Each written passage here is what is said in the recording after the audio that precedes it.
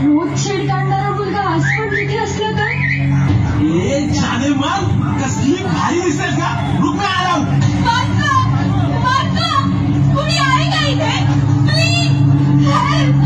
Please कहा भाग रही हो? इथे कोणी पण तुझ्या मदतीला येणार नाही. आयटम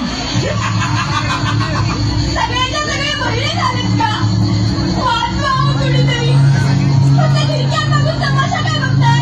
हे खिडकीतून वाकून बघणारे जर तुला वाचवायला आले असते ना तर ह्या देशात कधी बलात्कारच झाले नसते.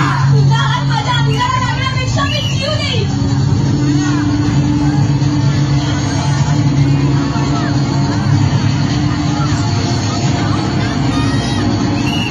माझ्या आजूबाजूला कुणीच वर्ग नाहीये का? सगळे शंका जन्माला आले. आज जर माझ्या अग्नीला धक्का लागला ना तर तुमच्या आया बहिणी तुम्हाला कधीच माफ करू शकणार नाही. तुला काय वाटलं मी गेलो? वाचवा हो वाचवा.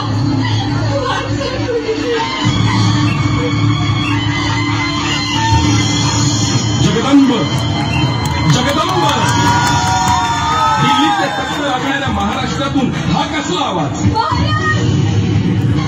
आज जर तुम्ही माझी अब्रू वाचवायला आले नसतात ना तर माझं काही खरं नव्हतं. शरम वाटते.